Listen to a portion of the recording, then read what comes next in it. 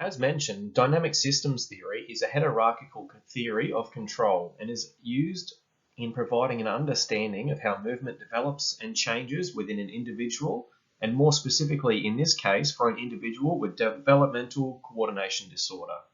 Furthermore, DST as a base framework is used to understand and predict self-organizing phenomena in complex systems that are constantly changing, reorganizing, and processing over time, in this case with specific regard to the complex system of movement. The use of dynamic systems theory in examining this disorder will assist in providing further information and implications for teaching and learning in the school setting with particular reference to the game of dodgeball. DST suggests that certain behaviours come as a result of interactions between the elements of an individual, environment, and task. Critically, within this, Newell's constraints model is further used to understand the role of DST in motor development.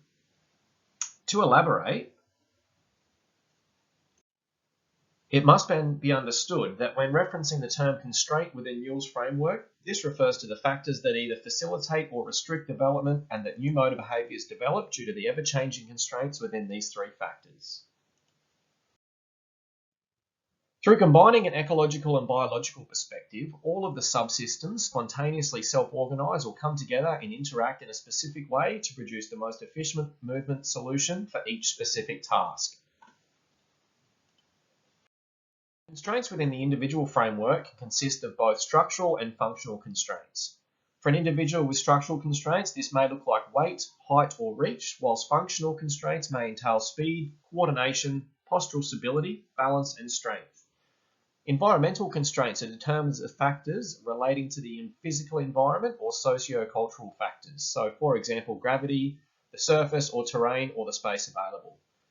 Lastly, the task constraints can be grouped into categories of task goal, task rules, and equipment or materials used for the task.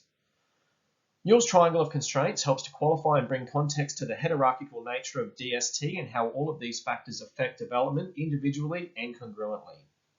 Furthermore, DST is organised into 4 key components and how they can be used to examine constraints within motor development, and in this case with relevance to the context of dodgeball.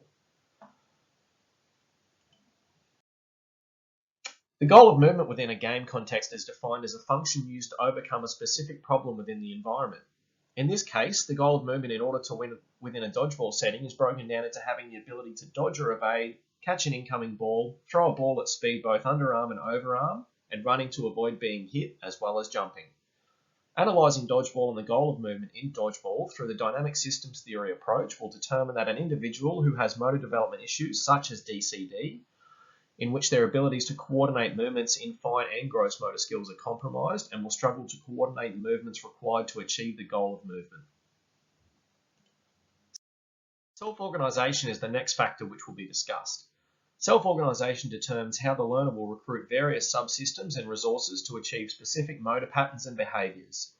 From a DST perspective, balance is based on the individual's ability to self-organise their motor skills to the characteristics of the changing environment. Essentially what this results in is the ability to integrate complex perceptual information with the motor system. The self-organisation of subsystems is broken down into physical, emotional, and environmental factors and the maturation of these systems. Individuals who typically show development will see a maturation of physical subsystems in the form of flexibility, balance, strength, and elasticity of muscles and joints.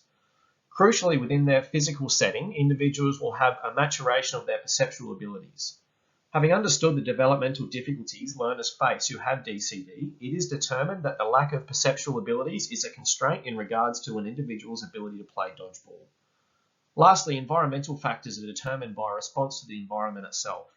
This can be identified in dodgeball in the transition from static balance to dynamic movement, for example, when evading a ball being thrown at an individual. If the subsystem from an individual with DCD is not developed, their ability to effectively execute the movement confidently within the environment is compromised. Overall, it is determined that the outcome of the movement is dependent on the maturation of the subsystems. Therefore, if a system is not available, an improvisation will occur, resulting in a potential incorrect movement pattern or behaviour.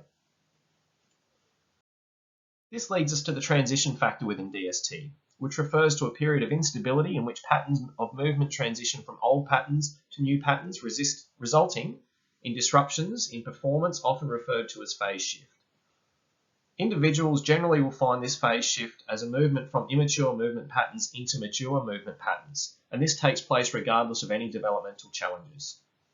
However, children with DCD will display a potentially delayed phase shift as they struggle to apply the perceptual motor skills required to effectively execute a movement pattern, such as going from walking to running, or maintain stable coordination pattern at speed.